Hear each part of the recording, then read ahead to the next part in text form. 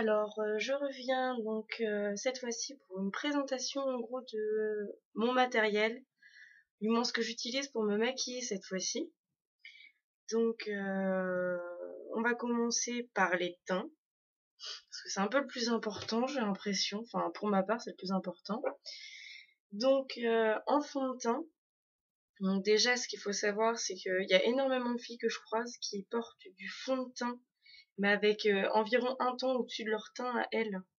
Donc, faut arrêter le surbronzage, c'est vraiment pas joli. Enfin, bref, font ce qu'elles veulent, hein. Si elles aiment bien, c'est leur problème. Et moi, je trouve ça vraiment affreux. Les filles qui mettent un fond de teint qui est beaucoup plus foncé que leur teint, on voit la démarcation avec le cou, parce qu'en plus, en général, elles étalent pas dans le cou. Enfin bref, alors pour le mien, j'ai choisi alors un Dream Matte Mousse, mais on le voit absolument pas. Alors attendez, voilà. Alors un Dream Matte Mousse. Moi, mon teint c'est beige éclat. Je trouve en fait que le Dream Matte Mousse c'est une qualité, mais franchement, mais elle est parfaite la qualité. Déjà enfin, ça obstrue pas les pores. C'est de la crème, c'est voluptueux, c'est, enfin bref. Dream Matte Mousse c'est genre le must du must. Ensuite, avant tout maquillage, donc une fois que j'ai posé en fait mon Dream Matte Mousse, je mets en fait de l'anti-cerne. Donc, non pas parce que je dors mal, mais parce que je trouve qu'en fait que ça finit un teint. Donc là, le mien, c'est de L'Oréal Paris. On le voit toujours pas.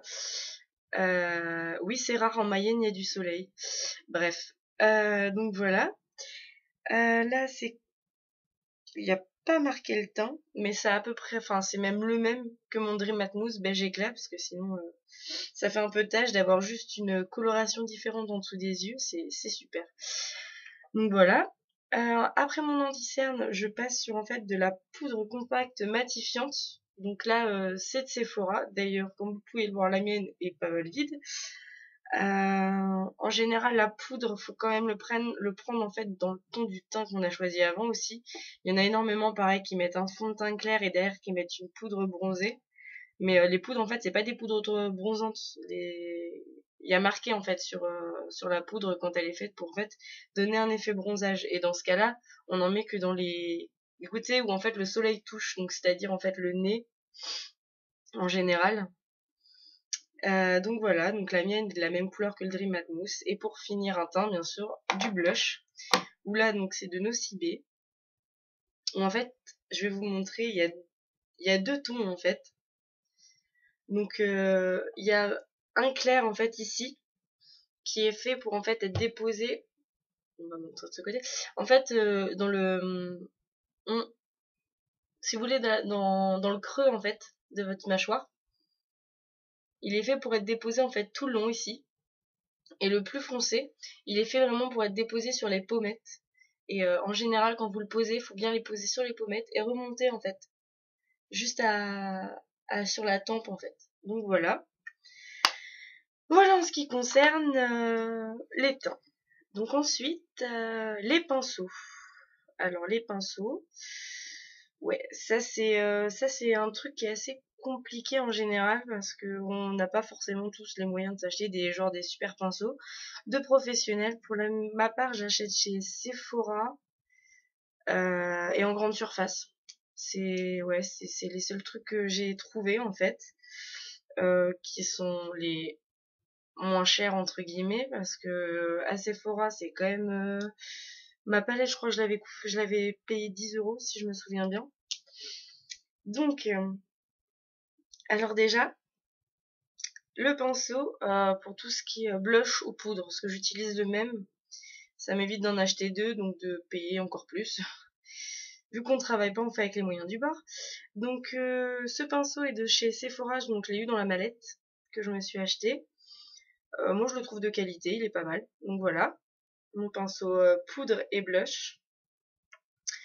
Ensuite, donc pour ce qui est du fard à paupières, alors là, j'en ai pas mal. J'en ai 5 exactement. Celui que j'utilise le plus souvent, donc c'est celui-ci. Alors attendez, parce qu'on voit les autres, donc ça fait pas... Celui-ci.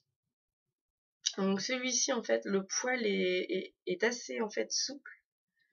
Et il me sert à poser donc ma base claire à chaque fois. Donc genre par exemple là sur mes yeux, le marron qui est en fait juste ici là, au coin de l'œil. Il me sert à poser ça. Il me sert aussi à poser ma deuxième couleur un peu plus foncée, qui elle en fait est sur l'autre côté de la paupière. Mais là on le voit pas trop parce que si vous voulez j'ai mis du foncé par-dessus. Donc moi je trouve que ces pinceaux pareil, de qualité, chez Sephora dans la palette avec celui-ci, ils ont été ensemble. Donc très bonne qualité je trouve. Donc voilà. Oui, chez Sephora ils doivent encore y exister, donc faut aller regarder. Ensuite, ce petit pinceau qui est aussi en fait dans la mallette de Sephora, qui est, je sais pas si vous avez remarqué, un peu plus petit que celui-ci. Donc voilà. Alors ce pinceau, je le trouve aussi très efficace, mais alors là cette fois-ci en fait, pour faire si vous voulez, quand vous faites des couleurs claires, dans le genre blanc que vous voulez placer en fait vraiment dans le coin de l'œil et faire descendre ici, je trouve que ce pinceau est super bien parce qu'il est fin, donc il sert vraiment à être un peu plus précis. Donc voilà. Sephora, toujours dans la palette. Alors on continue, ces deux-là par contre, les deux prochains que je vais vous montrer n'étaient pas dans la palette que j'ai acheté. Alors celui-ci. Alors en fait, les poils sont plus larges en fait, et moins souples aussi. Et celui-ci en général, quand je mets du fard à paupières en fait en dessous de ma paupière, donc si vous voulez, je vais faire ici, juste ici là où j'ai mon crayon marron, il me sert à être vachement précis et à faire juste vraiment une ligne vraiment très fine de fard à paupières, parce que je mets pas tout le temps du crayon, donc je le trouve parfait. Par contre, je sais plus du tout où je l'ai acheté, mais en général, il y en a dans tous les magasins de cosmétiques beauté, ça y a pas de souci. Celui-ci. Alors, hop, je vous montre. Très fin aussi, très très fin. En général, on l'utilise pour les lèvres en fait, mais pas moi. Moi, je fais jamais comme les autres. Parce qu'en général, c'est pour le gloss, on prend du gloss et on se l'étale sur la lèvre. Mais non, moi je fais pas ça. Moi celui-ci, en fait, je le prends aussi, mais pour, si vous voulez, donc avec celui-ci, on fait le coin interne de l'œil. Avec celui que je vous ai montré juste avant, on fait le coin externe. Et avec lui, vu qu'il est encore plus fin, si vous voulez, c'est quand je veux rajouter une deuxième couleur sous la première. Par exemple, quand je veux faire des make-up vraiment arc-en-ciel avec plein de couleurs, des couleurs vives et tout, je prends celui-ci pour faire un trait encore un peu plus fin, en fait, juste en dessous d'une autre couleur. Je trouve qu'il est vachement efficace. Donc voilà. Alors ensuite, on va partir sur un autre pinceau, mais alors là qui sert vraiment pas du tout au maquillage entre guillemets. Celui-ci, puisqu'il me sert en fait à appliquer de la colle sur mes faux cils.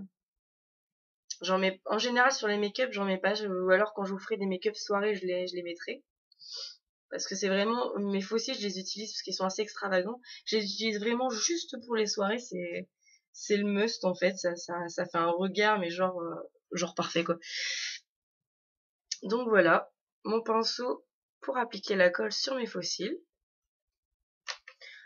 Ensuite, donc un pinceau que je pense on connaît à peu près toutes, parce que je pense qu'on a déjà toutes essayé de s'en servir. Celui-ci. Alors celui-ci en fait, il sert lorsque vous voulez en fait mettre du liner. Il y en a énormément comme moi ou comme d'autres qui le font au crayon ou au stylo liner, mais il y en a d'autres qui le font en fait avec de la crème, une sorte de mousse. Et en fait, ça fait un trait assez fin, ce qui est plutôt bien.